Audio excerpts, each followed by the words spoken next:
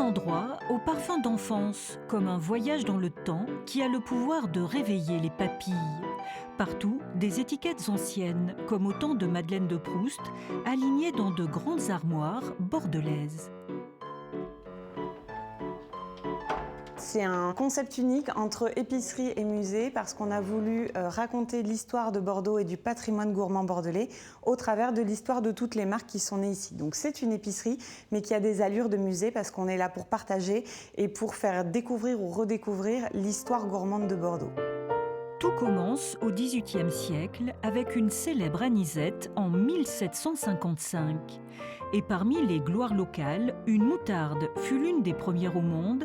Le pot en forme de barrique mentionne toujours son origine géographique et pourtant.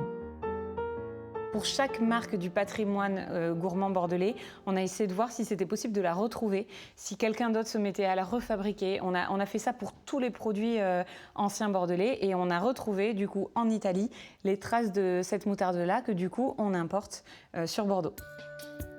D'autres produits sont toujours fabriqués sur place. C'est le cas d'une fameuse crème lancée en 1938 à base de céréales et de vanille. Ce jour-là, Anna rencontre le représentant de la 4e génération dans une usine qui emploie 60 salariés.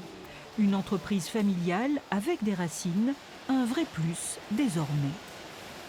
Aujourd'hui, le consommateur cherche absolument des produits fabriqués localement avec des actionnaires de la région, avec une vraie histoire qui a bercé l'enfance de tous les habitants de la région. Donc on est en plein dans ce courant-là et tant mieux pour nous.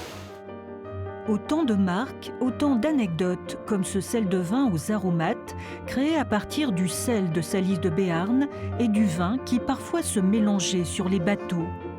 Et ce n'est pas tout, car ces produits historiques conduisent tout naturellement aux arts de la table et aux assiettes bordelaises du XIXe siècle.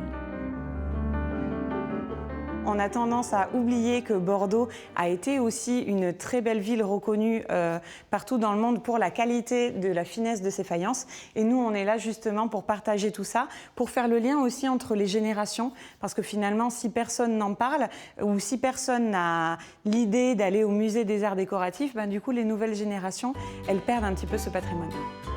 Une balade nostalgique sans être passéiste, car les artisans bordelais actuels, comme cette fabricante de bière, ont aussi leur place dans les On shops. ne peut pas faire plus local à 500 mètres d'ici. Ah, et livré en triporteur. Livré en vélo.